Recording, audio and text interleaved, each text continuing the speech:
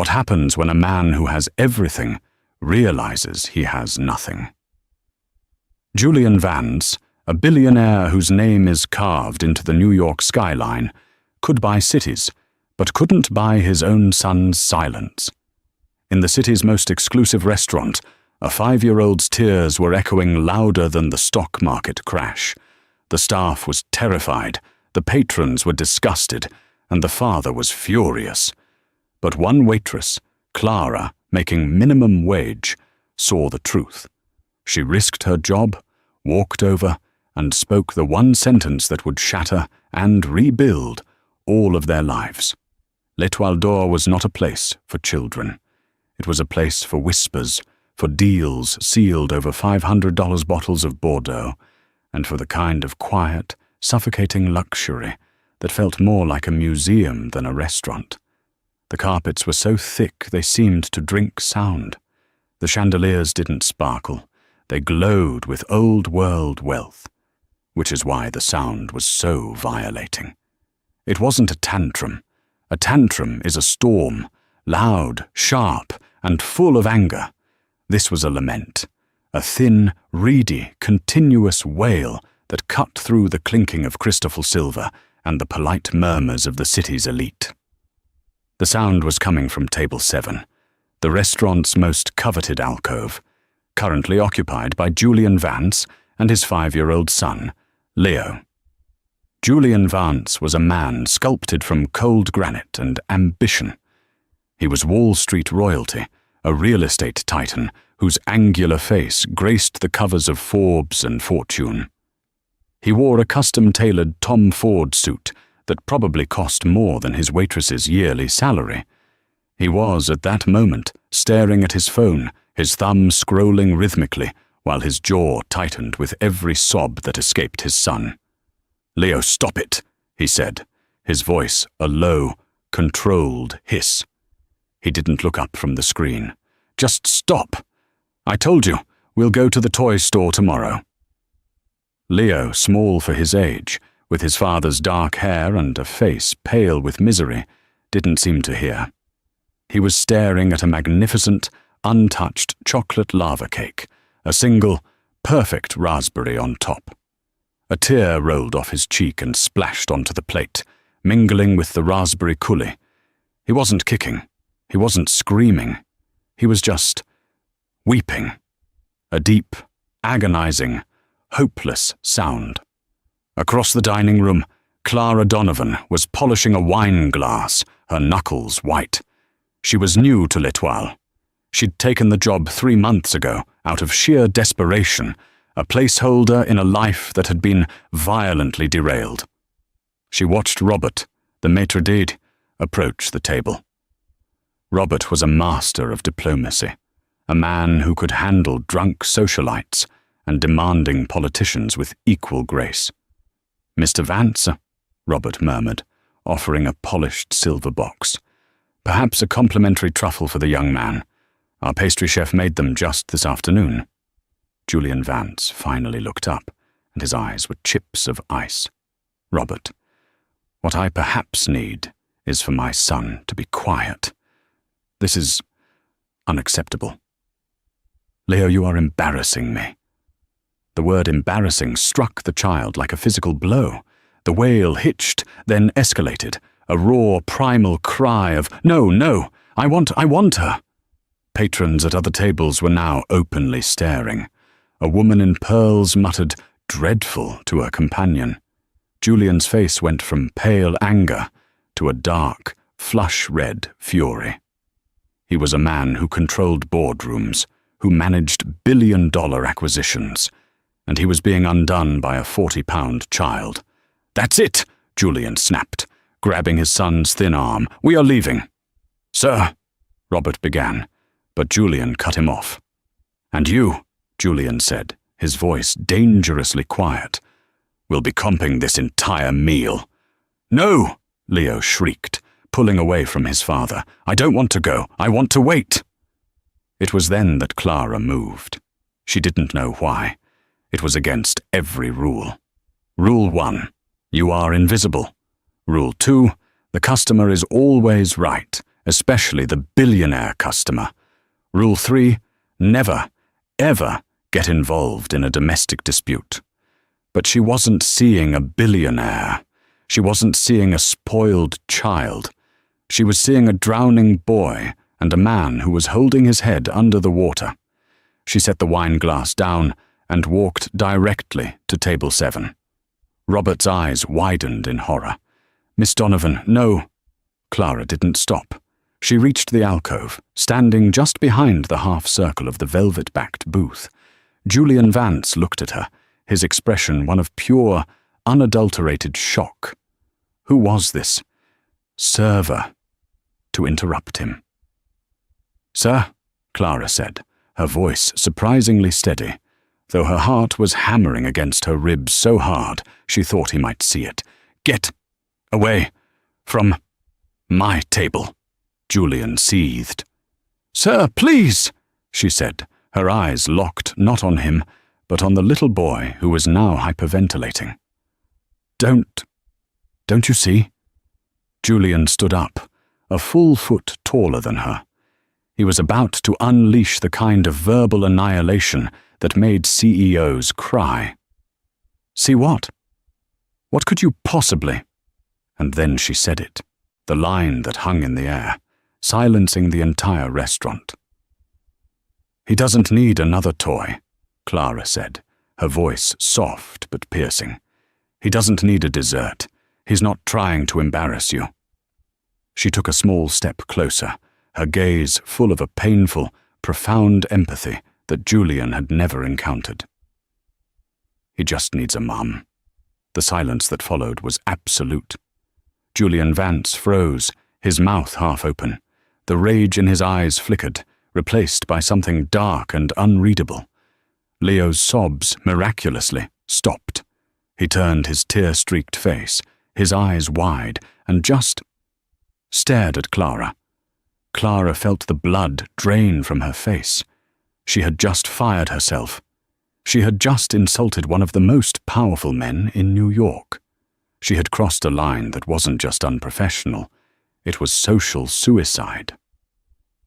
Julian's hand, which had been reaching for his son, slowly clenched into a fist at his side.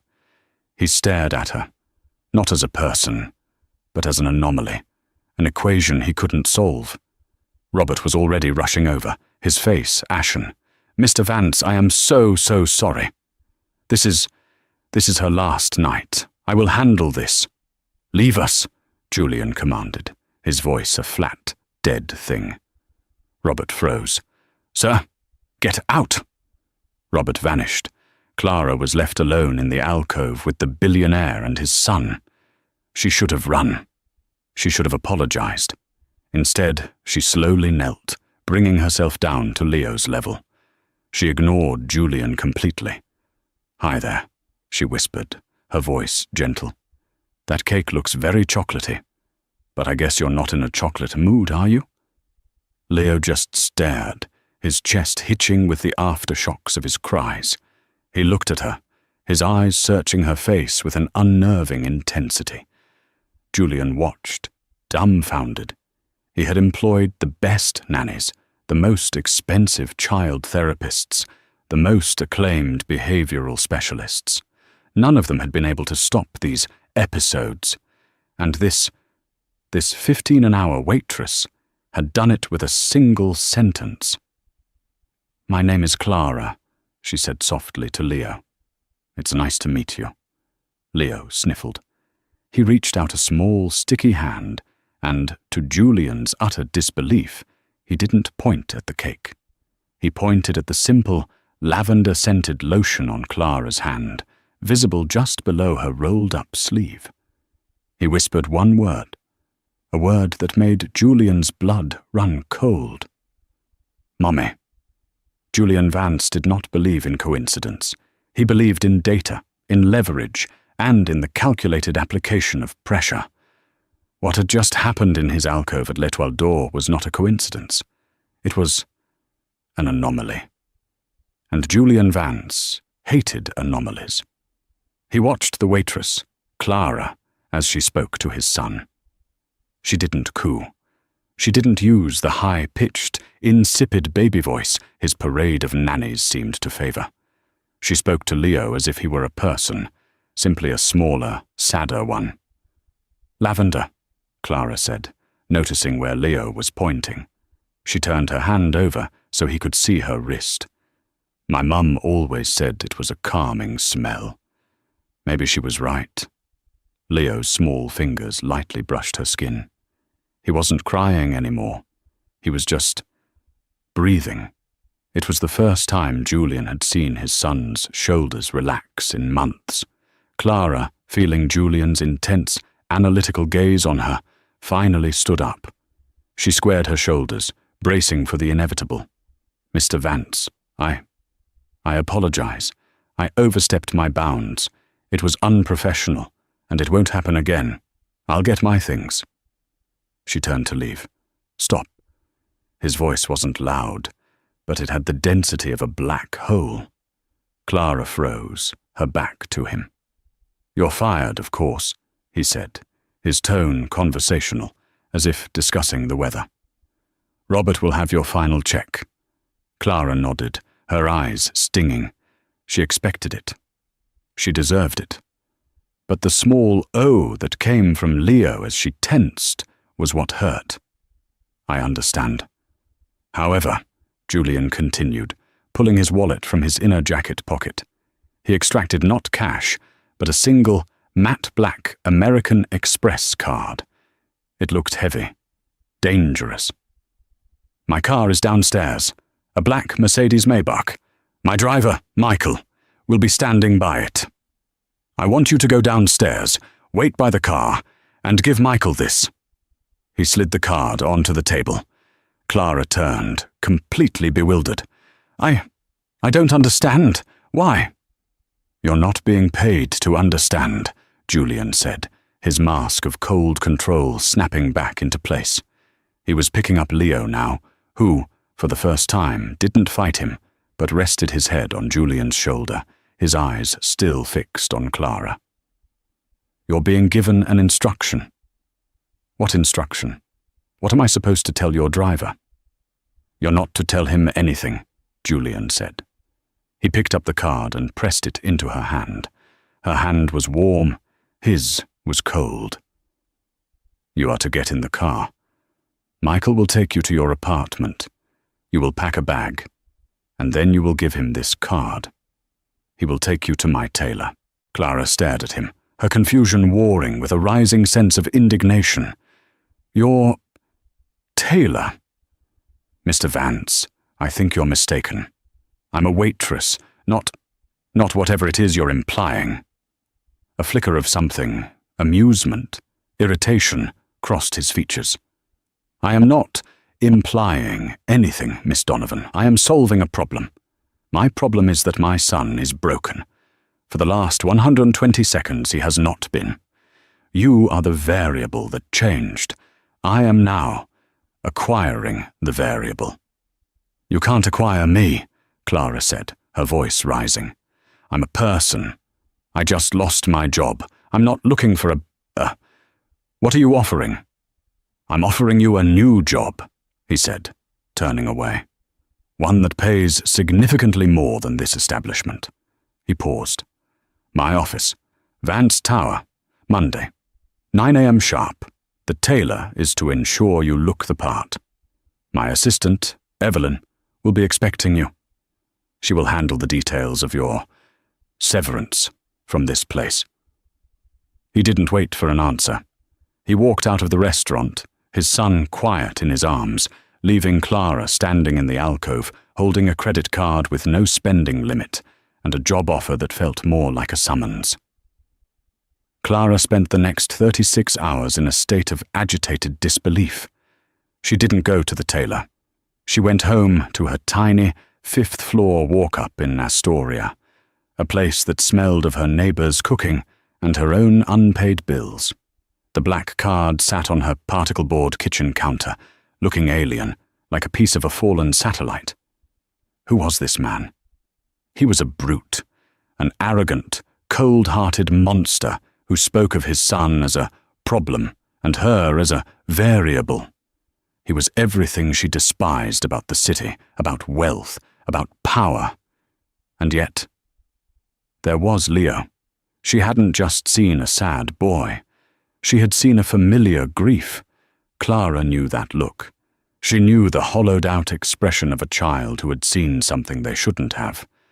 She knew it because she had seen it in the mirror every day for years, after her younger brother, Daniel, had slipped and fallen from a riverbank while she was supposed to be watching him. She was 14. He was 6. The silence that followed his splash, the silence that followed her screams. It was a silence she still heard every night. Leo's silence was the same. This wasn't just a boy who missed his mum. This was a boy who was traumatized. That line she'd uttered, "He just needs a mum," had been an instinct, but the realization of what she was seeing was a scar. She had been studying to be a child psychologist before Daniel's death. After, she couldn't. How could she heal anyone when she was so fundamentally broken? She'd dropped out, drifting from one dead-end job to another, ending up at L'Etoile. Julian Vance's offer wasn't a job. It was a ghost. It was a chance to do what? To fix the unfixable. On Monday morning, at 8:45 a.m., Clara stood in the lobby of Vance Tower. It was a cathedral of glass and steel that seemed to pierce the clouds. She was not wearing a new suit from a bespoke tailor. She was wearing her only interview outfit, a simple black skirt, a white blouse, and the same worn-out flats she'd worn at the restaurant. She was terrified, but she was more terrified of what would happen to that little boy if she walked away. She had made a choice. She would take his money, yes, but she wouldn't be his variable. She would be there for Leo. And if Julian Vance didn't like her terms, he could fire her. Properly this time. At 8:59 a.m., she stepped out of the elevator onto the 60th floor. The silence was more profound than at the restaurant. A woman with a severe black bob and an earpiece, Evelyn, looked up from her desk, her expression one of complete disinterest. "You're late," Evelyn said. My watch says 8:59. Mr. Vance was ready at 8:58, and you didn't go to the tailor." Evelyn's eyes scanned Clara's outfit with clinical disdain. "No, I didn't. He won't like that." "I'm not here to be liked," Clara said, her voice shaking only slightly. Evelyn almost smiled. "No, I suppose you aren't." She stood. "He's waiting. This way." Julian Vance's office was less a room and more a territory. One entire wall was a floor-to-ceiling window offering a godlike view of Central Park. The other walls were adorned not with art, but with framed stock tickers and architectural models of his buildings. His desk was a slab of polished mahogany the size of a car. He was not on the phone. He was standing, staring out the window, his back to her. "You didn't go to the tailor," he stated. It wasn't a question. "No.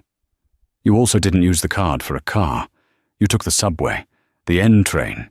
You transferred at 59th. Clara felt a cold chill run down her spine. You had me followed." "I had my asset tracked," he corrected, still not turning around. "The card. It's how I ensure my investments are secure. You were a very insecure investment, Miss Donovan.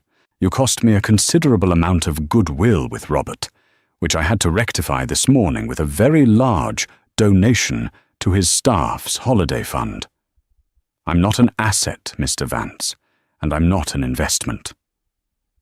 He turned, and for the first time, she saw him without the restaurant's dim, flattering light. He looked exhausted. There were dark, bruised-looking circles under his eyes. The iron control was still there, but it was frayed at the edges. "In my world, Miss Donovan, everything is an investment. My time, my money, my family." He gestured to a chair. "Sit." She sat, He remained standing, looming over her. "My son Leo," he began, his voice all business. "He has episodes, as you saw. They began 6 months ago. We have tried everything. Dr. Alistair Finch, the best child psychiatrist in the state. Dr. Helen Breen, a behavioral therapist from Johns Hopkins. We've tried medication. We've tried sensory deprivation rooms. We've tried everything. Nothing works. Until Saturday night. Until you." He leaned against his desk, crossing his arms. "So, tell me, what is your method? What did you do?" Clara looked at him, and her fear was suddenly replaced by a sharp, clear anger. "My method? You think I have a method? You really see the world as a machine, don't you? A button to press, a lever to pull." "That is exactly how I see it," Julian said flatly. "Find the right lever. The problem is solved. You, apparently, are the lever. I want to know why." "Because I saw him," Clara said, her voice passionate. "You were looking at your phone. Your maître d' was looking at the other customers. I was looking at him. He's not broken. He's grieving." Julian's face darkened. "You know nothing about—" "His mother," Clara cut him off. "That's what this is. He's grieving his mother. He wailed for her. He smelled the lotion on my hand and he whispered, 'Mommy.' Your therapists and doctors, are they letting him grieve? Or are they just trying to manage the problem so you can get back to your phone?" The shot landed. Julian visibly flinched, as if she'd slapped him. "My wife," he said, his voice dropping an octave, "was named Isabel. She died 6 months ago. A car accident in the Hamptons. Leo, he was in the car with her." Clara's breath caught in her chest. "An accident.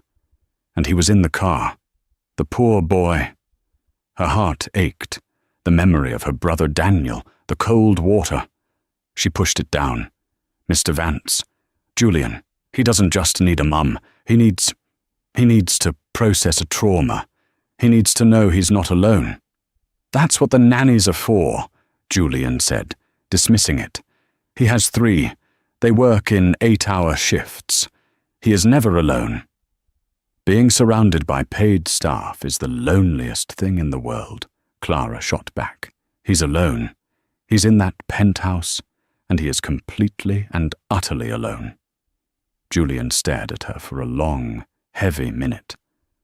The silence stretched, filled only by the distant hum of the city. He was reassessing. He had expected a sycophant, or an opportunist, or a fool. He had not expected this. "Evelyn," he said, pressing a button on his desk intercom. "Bring the file." A moment later, Evelyn entered, placed a slim, leather-bound folder on his desk, and vanished. Julian opened it. "This is a non-disclosure agreement," he said. "Standard. It forbids you from speaking about me, my son, my life, my staff, or anything you see or hear within my properties, in perpetuity. The penalty for breaking it is $10 million. He slid it across the desk. "This," he continued, sliding a second document over, "is your contract. You will not be a nanny. The nannies will continue to handle his feeding, bathing, and schedule. You will be a developmental companion. Your sole job is to be with Leo, to talk to him, to do whatever it is you do, to stop the episodes." He named a salary. It was a number so large Clara felt dizzy. It was more than she would have made in a decade at the restaurant. "You will live in the penthouse. You will have your own room, your own bathroom. You will be on call 24/7. You get 1 day off every 2 weeks. These are the terms. Sign. And my son is your problem. Don't, and I will have you blacklisted from every service industry job in this city for the stunt you pulled Saturday." It was a threat and a promise, woven together. The ultimate Julian Vance special. A velvet glove wrapped around a brick. Clara looked at the papers. The NDA, the contract, the life-changing money, the life-destroying threat. She picked up the pen, but she didn't sign. "I have my own terms," she said. Julian's eyebrows shot up. "Excuse me?" "I'll sign the NDA. I don't care about your secrets, but I won't sign this contract. Not like this." "You are in no position to negotiate, Miss Donovan." "I'm in the only position to negotiate," Clara said, surprised at her own boldness. "You said it yourself. I'm the lever, which means I have the leverage. So here are my terms." She stood up, mirroring him. 1. I am not a developmental companion. I am Clara. That's my title. 2. The nannies report to me when it comes to his emotional care. 3. You. You will be home for dinner. Every night at 6 p.m. No phones, no exceptions. Julian scoffed. "That is absurd. My business, your business can wait. Your son cannot. You don't get to buy me, lock me in a tower with him, and go back to your acquisitions. You want to fix your son? You have to be part of the solution. You have to be a father." "And 4, she said, pressing her advantage. "I'm not on call 24/7. I will be there for him, always. But I am not your property. I get Sundays off, all of Sunday, and I leave the penthouse." Julian looked at her, a strange, calculating expression on his face. He was angry, yes, but he was also intrigued. No one had ever spoken to him like this. Not his board, not his lawyers, and certainly not his late wife. "You are," he said, almost to himself, "unbelievably arrogant." "I am," Clara agreed, "unbelievably serious. You want my help? That's the price. Not the money. The time. Your time." He stared at the contract. He stared at her. He thought of the wailing. He thought of the silence that followed. He thought of the word mommy. He picked up the pen, crossed out developmental companion, and scribbled Clara in its place. He initialed it. He crossed out the 24/7 clause and wrote, "Sundays off." He initialed it. He looked at the 6 p.m. dinner rule. He hesitated for a long time. Finally he wrote, 6:30 p.m., 3 nights a week, to start. He initialed it. "Sign the NDA," he commanded. Clara signed. "Welcome to the family, Miss Donovan," Julian Vance said, his voice devoid of any welcome at all. "My driver is waiting for you downstairs. This time I suggest you take him." The Vance penthouse was a 2-story expanse of white marble, glass, and chrome that occupied the top of the tower. It was clinically beautiful and entirely lifeless. The furniture was all low-profile, Italian, and looked as if it had never been sat on. The art was massive, abstract, and felt cold to the touch. It wasn't a home, it was a statement. Clara's room was larger than her entire Astoria apartment, with its own bathroom and a view that stretched all the way to the Statue of Liberty. A suitcase, which she recognized as belonging to his assistant Evelyn, sat on the bed. Inside was a collection of new, tasteful, and aggressively neutral clothes: cashmere sweaters, black trousers, silk blouses. Julian's tailor had found her after all. She hated it. The true heart of the penthouse, however, was Leo's wing. It was a testament to a father's attempt to substitute money for presents. There was a playroom the size of a basketball court, containing a literal 2-story jungle gym, a ball pit, and shelves sagging with every toy imaginable. Most, Clara noted, were still in their original packaging.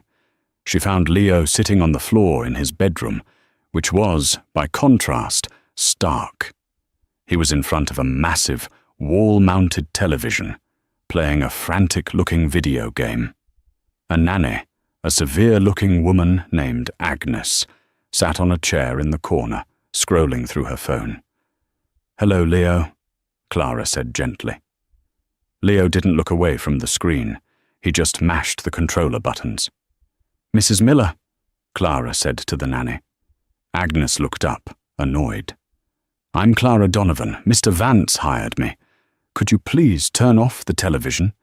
Agnes bristled. He's supposed to have his screen time. Dr. Breen's schedule says 4 p.m. to 5 p.m. It's 4:15, Clara said, and I'm changing the schedule. Please turn it off. I take my orders from Mr. Vance, not I am Mr. Vance's orders, Clara said, using the same flat, final tone she'd heard him use. It worked. Agnes, huffing, turned off the television. The effect was immediate. The room plunged into silence. Leo's face crumpled. The wail was building in his throat. No, no, no, he cried, scrambling for the remote. Turn it on. Turn it on. Agnes looked at Clara with a smug, I told you so expression. Clara ignored her. She knelt on the floor in front of Leo, who was now beginning to hyperventilate. Hey, Leo, it's me. It's Clara, from the restaurant. Go away, I hate you. Turn it on. He threw the plastic controller, which hit the wall with a hollow crack. Clara didn't flinch. I'm not going to turn it on, she said calmly. That game looked really loud. My ears hurt. I don't care, he shrieked. The full-blown episode was coming. Agnes backed away, moving toward the door. I'll just be outside. She fled. Clara was alone with the screaming boy. She didn't try to touch him. She didn't try to placate him. She just sat on the floor, cross-legged, about 5 feet away. She waited. Leo screamed for 10 solid minutes. He screamed until his voice was hoarse. He screamed, I want Mommy, and I hate you, and go away. Clara just sat there, her expression calm, her presence steady. She was an anchor. She would not be moved by his storm. Finally, the screams subsided into ragged sobs. He was exhausted. He huddled against the wall, his small body shaking. Clara didn't move closer. She simply reached into the pocket of the trousers Evelyn had provided and pulled out 2 things, a plain white piece of paper and a blue crayon. She placed the paper on the thick white carpet and began to draw. She wasn't a good artist. She drew a lopsided circle for a head, a triangle for a body, a stick figure. Then she drew another one, a smaller one, holding its hand. Leo watched her through his tear-clogged lashes. His sobbing quieted to a sniffle. Clara kept drawing. She drew a house with a chimney puffing out smoke. Then she drew a big, scribbly black cloud over the house. She added jagged lines of lightning. This is me, she said, quietly, pointing to the bigger stick figure. My name is Clara. She pointed to the smaller one. And this was my brother, Daniel. He's gone now. Leo's head lifted, his curiosity overriding his rage. Clara pointed to the big black cloud. And this is the big sad. Sometimes the big sad comes and it's so loud and scary, it feels like a thunderstorm in your head. It makes you want to break things. It makes you want to shout. She put the crayon down between them. Leo stared at it. He stared at her drawing. He crawled slowly across the carpet. He picked up the blue crayon. His hand was shaking. He didn't draw a person. He didn't draw a house. He just pressed the crayon to the paper and scribbled, hard. He scribbled and scribbled, a chaotic mess of blue, breaking the crayon tip, grinding it into the paper until his breathing was heavy and his face was red. He scribbled until there was a dark, angry, violent hole in the middle of the paper. Then he stopped. He looked at the hole he'd made. It's in the car, he whispered, the first real words he'd spoken to her. It's dark, and the radio was singing, and then the glass. Clara's heart shattered. She wanted to hug him, to shield him. But she knew that wasn't what he needed. He didn't need a shield. He needed a witness. The glass was loud, she whispered back, her own voice thick. like the thunderstorm. It was so loud, he whimpered, and he crawled the last 2 feet and collapsed into her lap, burying his face in her cashmere sweater. Clara wrapped her arms around him, holding him tightly. She felt his small body rack with the sobs he had been holding in for 6 months. This wasn't the wail from the restaurant. This was the real grief. This was the poison coming out. "I know," she murmured, rocking him, her own tears falling into his hair. "I know. It's okay. You can be as loud as you need to be. I'm not going anywhere." From the doorway, Julian Vance stood in silence. He had come home early to see if his investment was paying off. He had watched the entire scene on the security monitor in his study, had seen Agnes flee, had heard the screaming. He was about to storm in and fire Clara for her incompetence. But then he saw her draw. He saw his son crawl to her. And he heard his son speak. He heard, for the first time, what happened in that car. Julian leaned against the doorframe, his legs suddenly weak. He, his son's father, had never once heard these details. He had been too afraid to ask. He had been too afraid of the answer.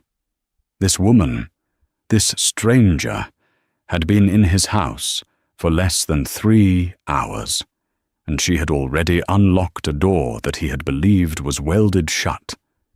He looked at them, this portrait of 2 broken people holding each other, and for the first time in his adult life, Julian Vance felt completely and utterly powerless. The next few weeks were a brutal, delicate negotiation. Clara's presence in the penthouse created a seismic shift.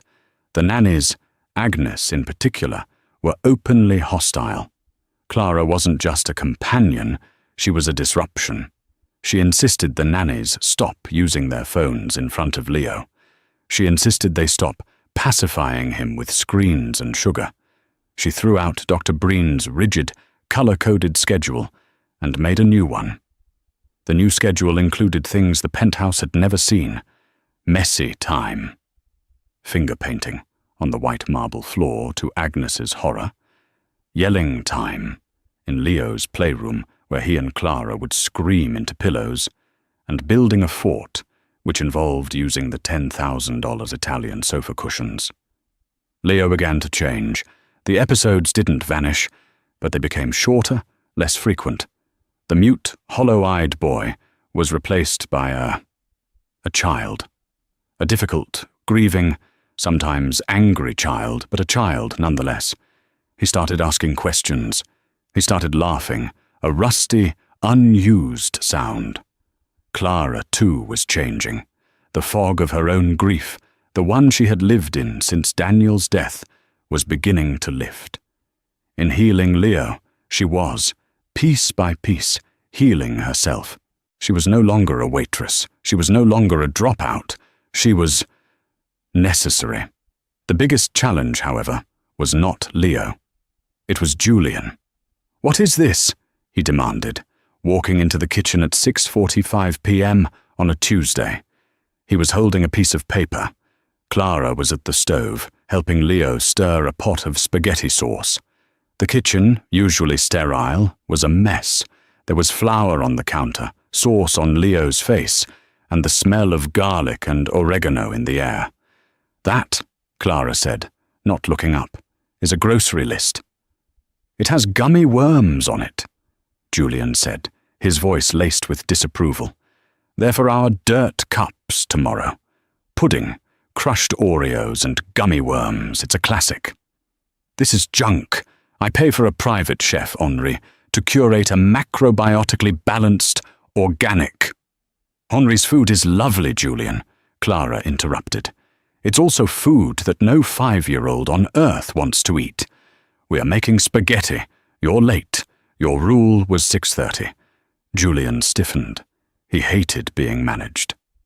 "I had a conference call with the Tokyo exchange. It couldn't be helped." "Did the exchange collapse?" Clara asked sweetly. "No, but then it could have been helped." She handed him a wooden spoon. You're on salad duty. Leo, tell your dad what we did today." "We went to the park," Leo said, bouncing. "And Clara pushed me on the big swing, not the baby one. And I went so high I saw the whole world." Julian looked at the spoon, then at Clara, his expression stormy. "The park? You left the building? My security protocol?" "Is suffocating," Clara said. "He needs sunshine. He needs to run. Your bodyguards, Mike and Tom, were with us the whole time. They were very discreet until Leo tried to make them play tag." "Did they?" Julian asked, his curiosity piqued. "Mike is surprisingly fast," Clara grinned. Julian looked at his son, who was chattering away about a squirrel he'd named General Sherman. He looked at the bubbling sauce. He looked at Clara, her face flushed from the steam, a smudge of flour on her cheek. He had an urge so foreign he almost stumbled. He wanted to wipe it off. He slowly, awkwardly, loosened his silk tie. He unbuttoned his collar. He picked up the salad tongs. "So," Julian said, his voice stiff. "This General Sherman, did he look solvent?" Clara laughed. It was a real, bright sound. Julian found himself staring. He hadn't heard anyone laugh like that in this apartment. Ever. Isabel, his wife. Her laughter had been thin, brittle. These dinners became their ritual. 3 nights a week, then 4, then 5. Julian would come home, and the 3 of them would eat together. It was often a disaster. Leo would spill. Julian would instinctively start talking about interest rates. Clara would kick him under the table. "Julian," she'd say, "ask Leo about his drawing, the one with the blue monster." Julian would, awkwardly. "So, Leo, the blue monster. Tell me about its asset allocation." "Dad, it's not an asset, it's a monster.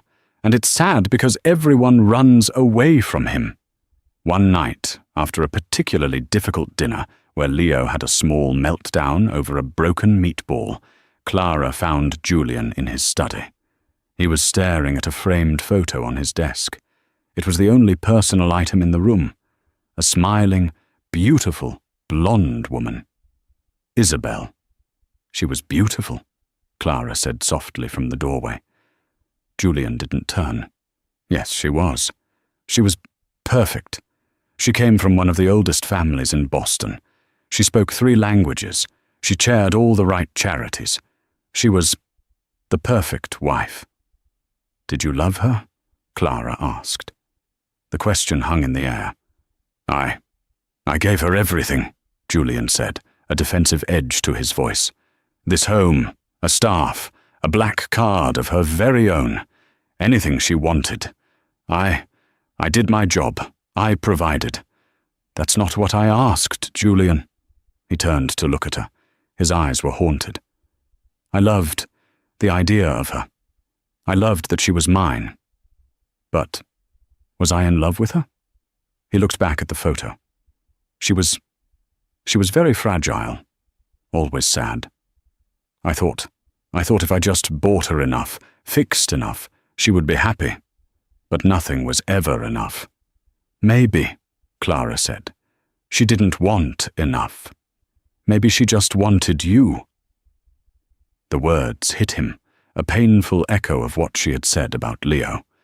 He looked at Clara, at her simple clothes, her expressive, intelligent eyes, her hands that were not perfectly manicured, but were strong and capable. He felt a pull, a dangerous, magnetic pull, toward this woman who saw all his flaws and wasn't afraid to name them. "You should go to bed, Clara," he said gruffly, turning back to the photo. "It's late." "Good night, Julian." As she walked away, Evelyn, his assistant, stepped out of the shadows of the hallway. She had been waiting. "Sir." "What is it, Evelyn?" Julian said, irritated. "It's about Miss Donovan," Evelyn said, her voice tight. You asked me to do a deep background check when you hired her.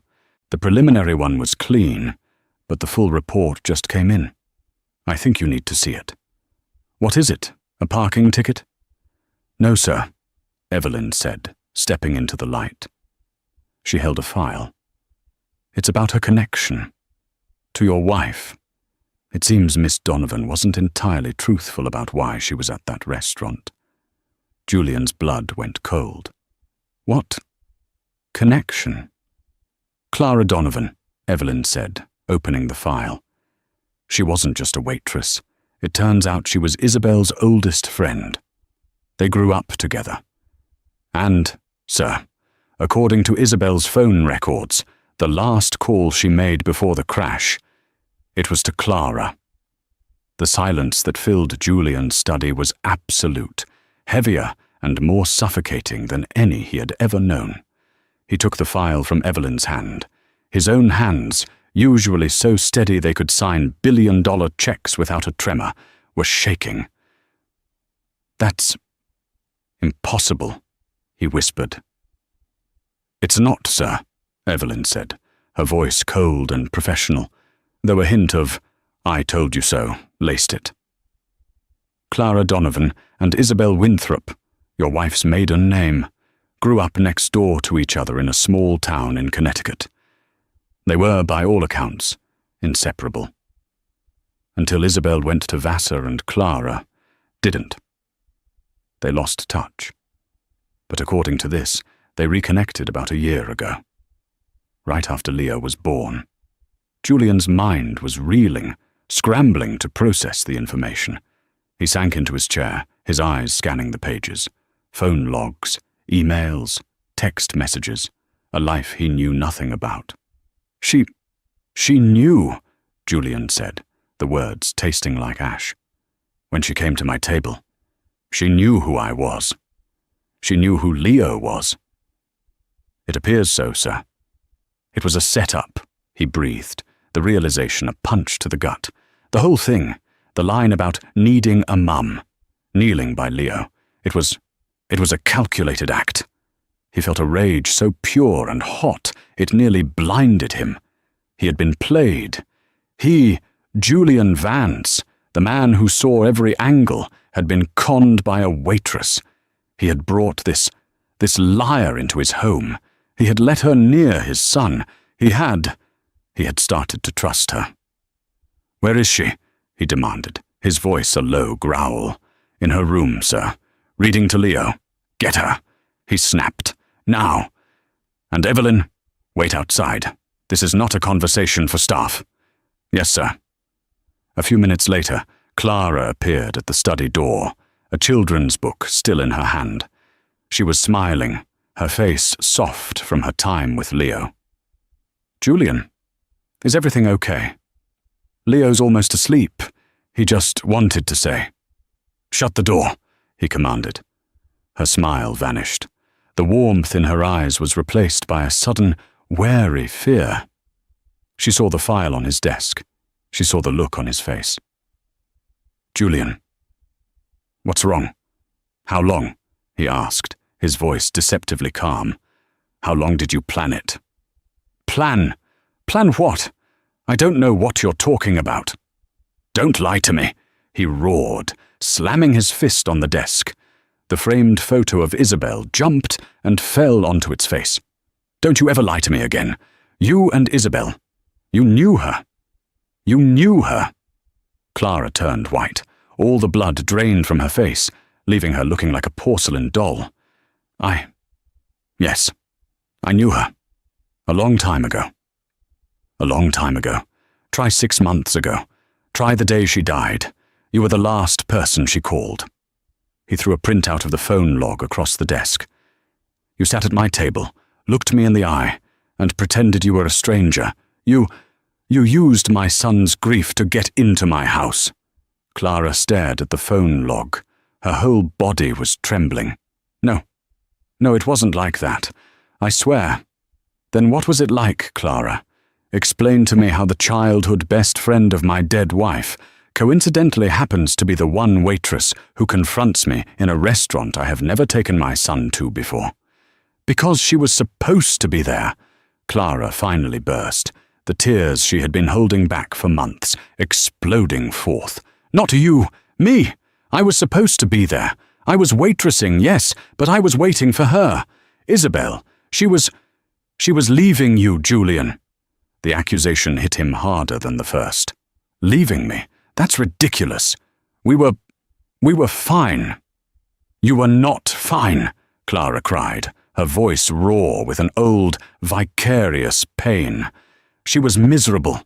She was dying, long before that car ever hit the embankment. She wrote to me.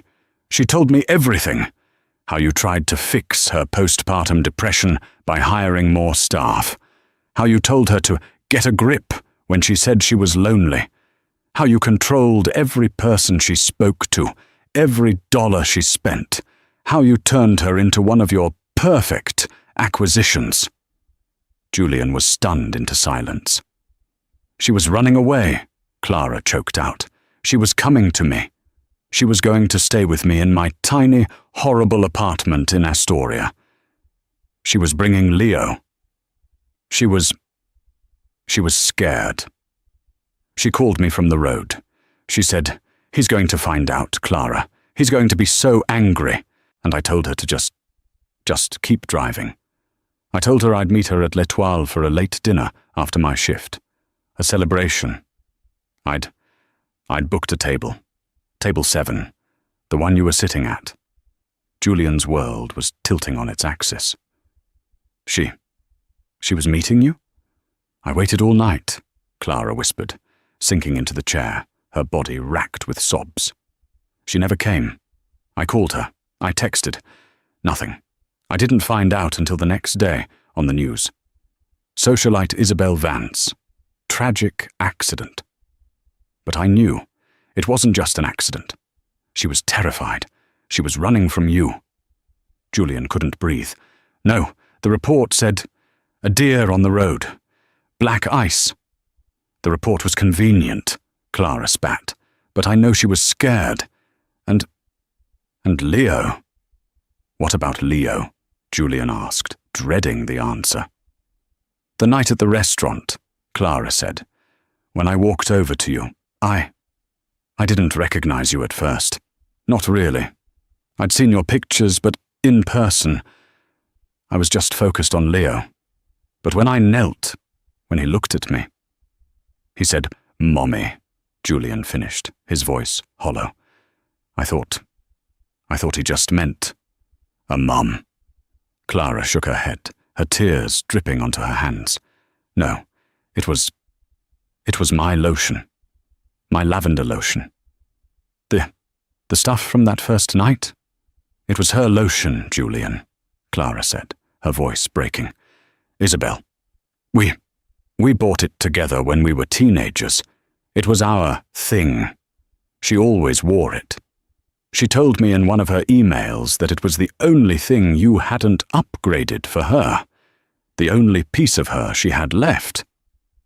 When he was in that car, after the crash, he told me he held her hand until the sirens came. He would have smelled it on her. The room was silent. He wasn't crying because he missed a mum, Clara whispered. He was crying because he smelled his mum. He looked at me, and he thought I was her. Julian Vance finally understood. The boy's grief, the restaurant, the instant connection. It wasn't a trick. It wasn't a setup. It was a tragedy. It was a ghost. He had built a narrative of a perfect, fragile wife taken by a cruel twist of fate. But the truth was infinitely darker. His wife had been fleeing. His son hadn't just seen the accident. He had been holding his mother's hand as she died.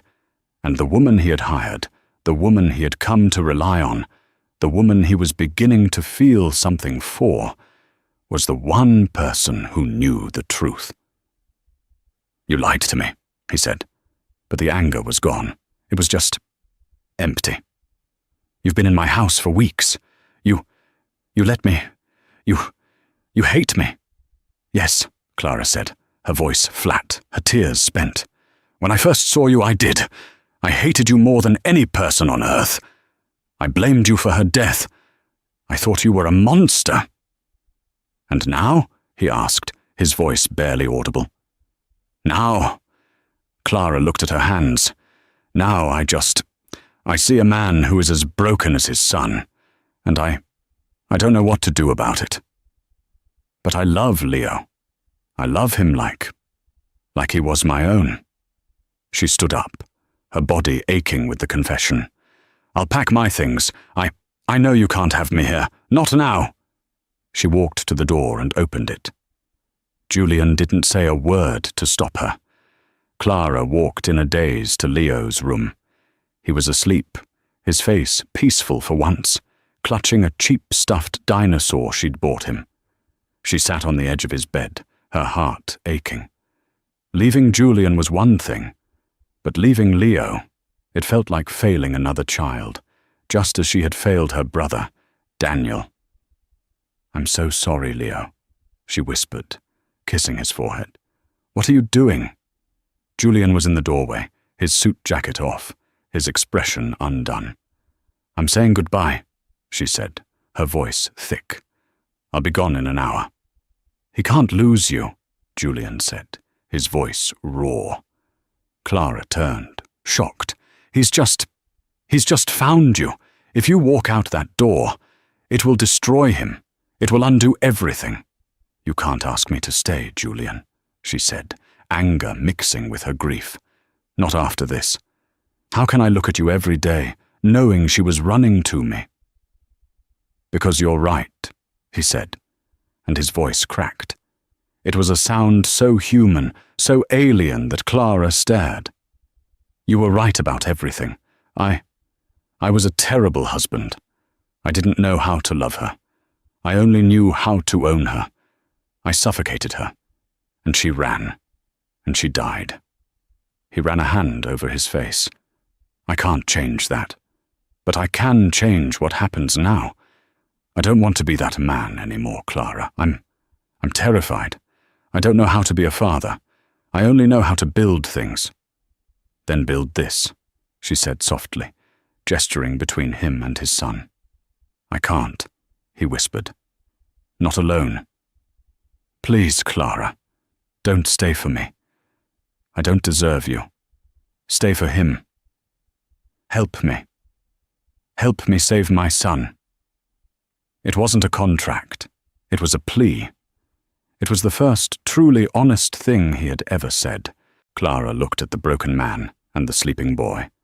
"I won't be your employee," she said. "I know," he replied. "I'll stay," she said, and he let out a breath he seemed to have been holding for 6 months. "I'll stay, as Clara. And we'll do this together. All 3 of us." The new terms were simple. No more lies. Therapy for Julian, and for him and Leo together. And they would honor the real Isabel, the woman, not the socialite. Julian agreed to all of it. Life in the penthouse was no longer a silent glass fortress. It became messy and loud. They argued, but they also laughed. They became a strange, patched-together family, built not on wealth, but on a shared, painful truth. 6 months later, Clara and Julian sat on a park bench, watching Leo play tag with another little boy. He was running, shouting. He was normal. "He's making friends," Julian said quietly. He turned to Clara. "You saved him." "We saved each other," she said. Leo, seeing them, waved. "Come on, you're too slow." Julian looked at his expensive coat, then at Clara, who raised an eyebrow. He sighed, then broke into a genuine smile. He stood, rolled up his sleeves, and ran, chasing his son across the field, his laughter, for the first time, sounding completely free. The greatest walls we build are not made of stone or steel. They are made of silence, of secrets, and of money. Julian Vance had to lose everything he thought was important to gain the one thing that truly was, and Clara, a woman who had lost her own past, found her future in the one place she never expected. Sometimes the truth isn't a gentle realization. It's a confrontation. It's a painful, necessary, and ultimately healing shatter. They weren't a fairy tale, but they became a real story. If this story touched your heart and reminded you that everyone, no matter how rich or poor, is fighting a battle we can't see, please like this video, share it with someone who needs to hear it, and don't forget to subscribe to our channel for more real-life stories that change the way we see the world. Thank you for listening.